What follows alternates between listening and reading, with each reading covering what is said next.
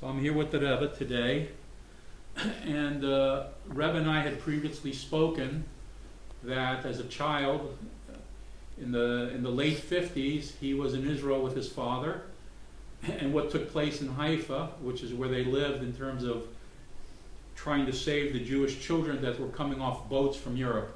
What was happening to them?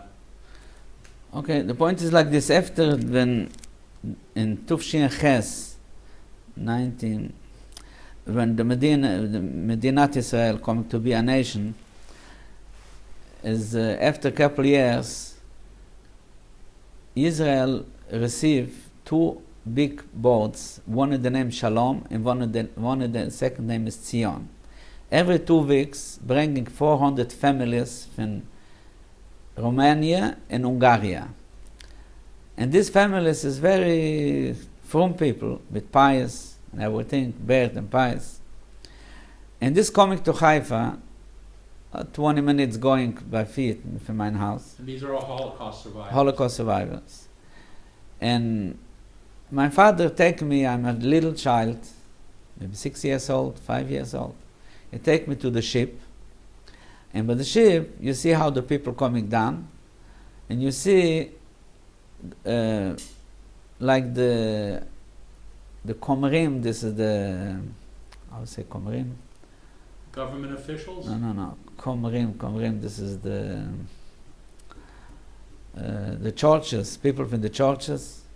You see Aliyat HaNoar, and other kind of companies but coming to take children. Kibbutzim.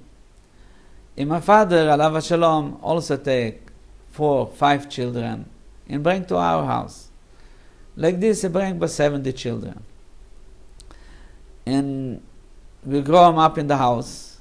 I'm a little child and I make to eat every day for these children. 70 children eating by our house. I got an apartment for 4 rooms. And sleeping on the floor, all mattresses on the floor. And my father take another apartment to sleep for the children. And this is going like a long time. Then the Satmar Rebbe coming to our house in Tufshin Tezvuf. This is Tufshin Tezvuf, I don't know the name in English.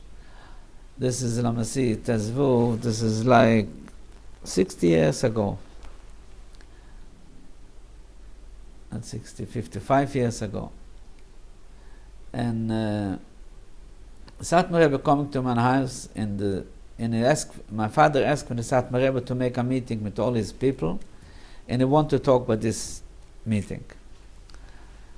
And then my father tell to the Satmar Rebbe like this: it's coming every day, every 2 weeks, coming 400 families, and most of the children going out for Yiddishkeit. And in the Yediot Achronot, you have the paper, the biggest paper in Israel. You have in this time the first letter, 600,000 children going this year to the churches. Jewish children going to the churches. If you see outside, you can see how the nuns going, the churches going with the children with payas. And then in the kibbutzim, and my father tell to the Satmar Rebbe, you build here now 3 very big buildings, where you can put thousands of children in this building. And if the Rebbe make this, to buy these buildings, then you can put thousands of children to save. I don't talk about eat, only where to sleep.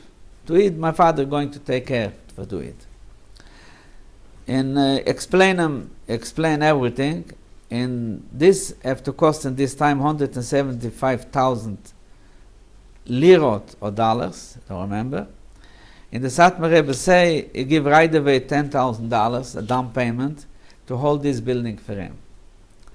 And he say for my father, the first thing what he's doing when he's coming to America, he's going to send the money for these buildings to save the Jewish children.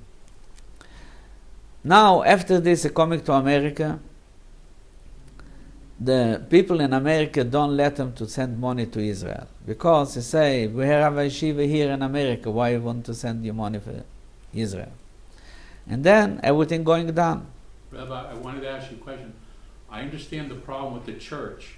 What's the problem to be on a kibbutz?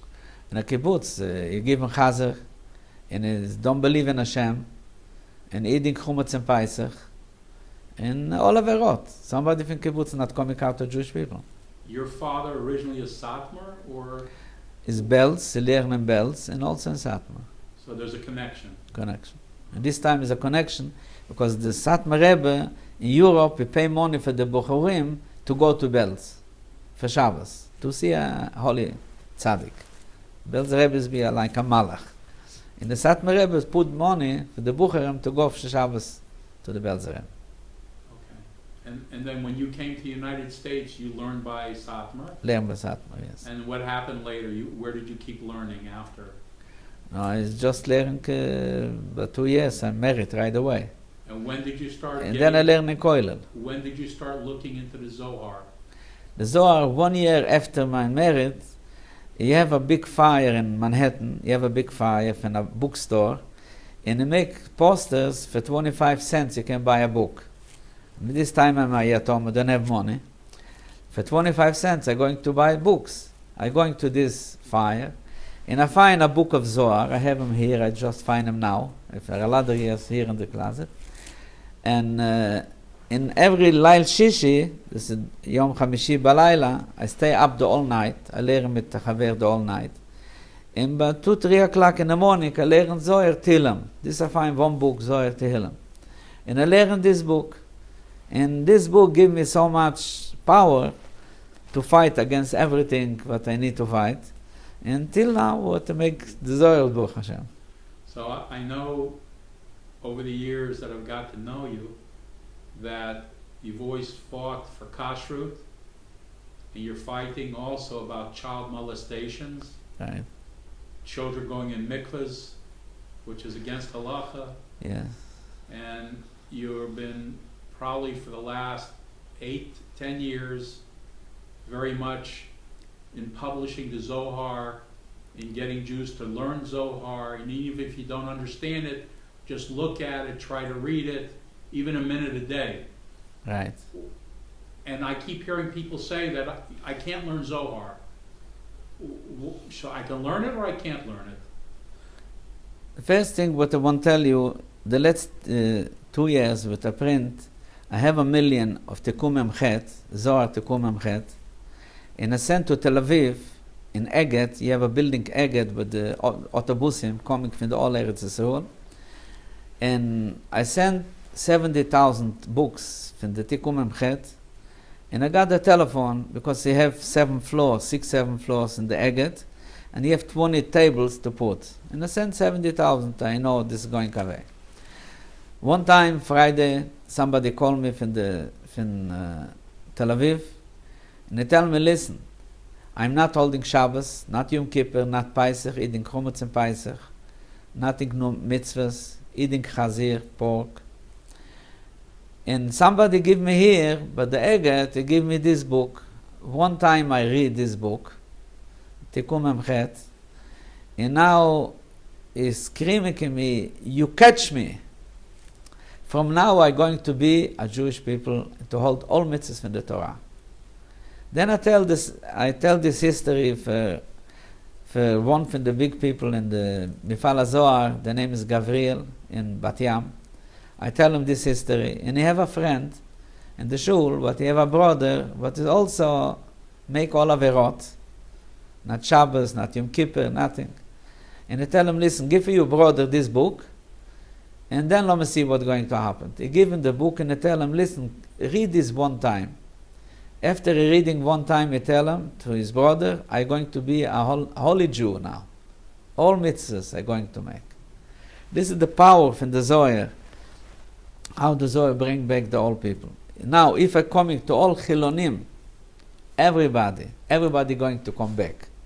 And this is the biggest mitzvah, to bring back the people. What is a Chiloni? A Chiloni is a big Rachmanut, because he put them in the kibbutzim. He never have somebody to tell him something.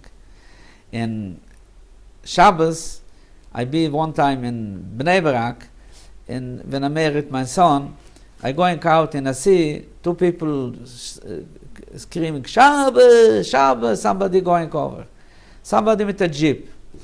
And I meet my children, and this man with the jeep stop the car, and he take a piece of steel, and he break the feet from these two people.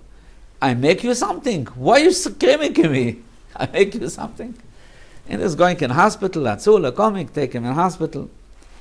And I tell to the Rebbetzin, this man is 100% right. Why?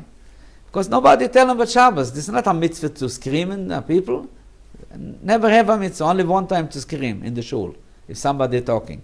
You have to go in with love. You tell him it's Shabbos, you know what Shabbos is? Why screaming at him? The whole mitzvah in all people is to go in with love to the other people. V'aftu l'rachu kamoichu. If you don't like to scream at you, why screaming at other people? And this, the biggest rachmanut in these people, because these people don't know nothing, nobody learn them. Now, the job, what the Hashem Baruch Hu in the Zohar, you can bring back everybody to Hashem. So, I know we've talked about it before. You have payas, you were in a shtreimel, white socks, beautiful kapata, is that what you call what you're wearing? Mm-hmm. I have no payas. Okay, I'm frum, I wear a kippah, but still you love me, you hug me, you kiss me by somebody else that looks like you in B'nai Brak. I'm not nothing, but I'm not 100% kosher for them. But for you don't. How is it that you don't care? You love every Jew. How is that? I see this by my father. I see this by my grandfather. In the car of everybody, even he loved the people with not pious more than the people with the pious. Because people with the pious have somebody to learn them. The other people you have to bring them back to Hashem. It's not a difference if somebody have a brother, you don't leave him, you don't love him. You have to, you love your brother. Chaz v'shalom, if you go down from the way, you're going to fight with him? You don't fight with him. He's a rechmanut. You have to love him. So somebody that's not frum at all, somebody that's not religious, doesn't keep the laws of Torah, doesn't keep Shabbos, doesn't keep family purity, that Jew has to be loved. 100%. You have to love him more. He's a rachmanut. You have to have rachmanas in him. How do you bring him back? Now, with the Zohar, you can bring back everybody. With love, you can bring everybody back.